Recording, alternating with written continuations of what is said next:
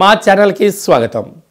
చూస్తున్న వీక్షకులకు ప్రేక్షకులకు ప్రియ కాళభైరవ భగవద్బంధులకి స్వాగతం పలుకుతూ మమ్మల్ని ఎంతగానో ఆదరిస్తూ ఉండబడినటువంటి ప్రియ సోదర సోదరీమణులకు అందరికీ కూడా నూతన ఆంగ్ల సంవత్సర శుభాకాంక్షలు. ద్వాదశ రాశుల్లో గ్రహ గమనాలను ఒకసారి వీక్షింపచేద్దాం. ధనుసు రాశి వారికి నూతన ఆంగ్ల సంవత్సర ప్రారంభ మాసంలో జనవరి నెలలో ఎలా ఉండబోతుందో ఈ వీడియోలో సవివరంగా సంపూర్ణంగా తెలుసుకుందాం.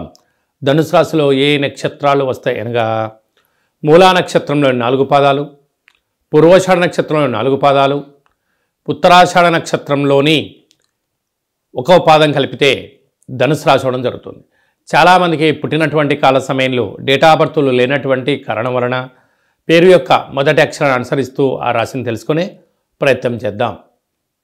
ఏ, యో, బా, బి, బు, ధ, బా, డా, బే అక్షరాల వారందరూ కూడా ధనుసు రాశి జాతకులే.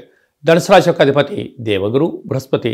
ఈ ఆంగ్ల సంవత్సర ప్రారంభ కాల సమయంలో జనవరి నెలలో వీరికి రాశిలోనే రవి బుధ సంచార స్థితి ఉండడం వలన అనవసర ప్రయాణాలు, చీకులు, చింతలు, ఇబ్బందులు, ఆర్థిక సమస్యలు, అనారోగ్య సమస్యలు ఏవనైతే పరిస్థితి ఉంటుంది. దయచేసి ఇంట్లో వాళ్ళతో కానీ ప్రభుత్వ అధికారులతో కానీ సహా ఉద్యోగస్తులతో కానీ వీళ్ళిద్దరు గొడవకు ఇది సరైన సమయం కాదు. మౌనం, ధ్యానం, ఏకాగ్రత, సహనము, సత్ప్రవర్తన, ఆరోగ్య సూత్రాలు, వేలకు తిండి, వేలకు నిద్ర అవసరమని చెప్పి కూడా గుర్తుపెట్టుకోగలగాలి.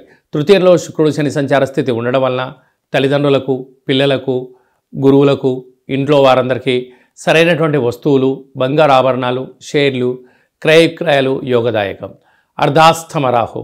వీరు ఎంత కష్టపడి ఎదుగుతూ ఉంటారో అంతే శత్రువులు వీరిపైన దాడి చేయడం, మీ అవసరం ఉందంటే వాళ్ళు ఒక రకంగా ప్రవర్తించడం, నీ అవసరం దాటిపోయిన తర్వాత నీ తిరిగి ప్రవర్తించే విధానం చూసి మీరు ఎవరిని నమ్మాలనో ఎవరిని నమ్మకూడో అర్థం కాని పరిస్థితి ఉంటుందని చెప్పి కూడా మీరు గమనించాలి.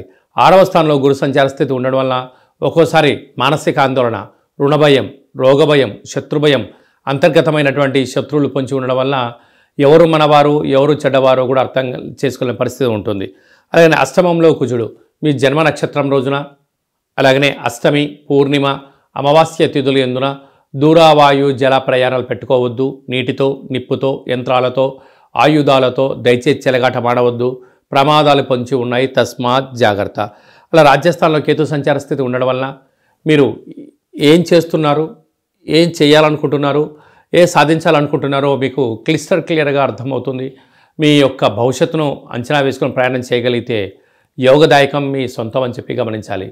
అలాగనే ఈ వీడియో మీరు చూస్తున్నారు అన్నట్లయితే కాళభైరవ స్వామి స్మరణ చేసే సమయం ఆసన్నమైంది. కాళభైరవ స్వామి వారి యొక్క మంత్ర జపము, కూష్మాండ దీపము, ముడుపు కట్టే సమయం ఆసన్నమైందని చెప్పి గుర్తు పెట్టుకోగలగాలి. అంటే ఇన్ని లక్షల వీడియోలో ఈ వీడియో మీరు చూస్తున్నారు అన్నట్లయితేనే స్వామివారి యొక్క ఆశీస్సులు, స్వామివారి యొక్క సేవ, స్వామివారి యొక్క శక్తి మీకు కావాలని గుర్తుపెట్టుకోగలగాలి.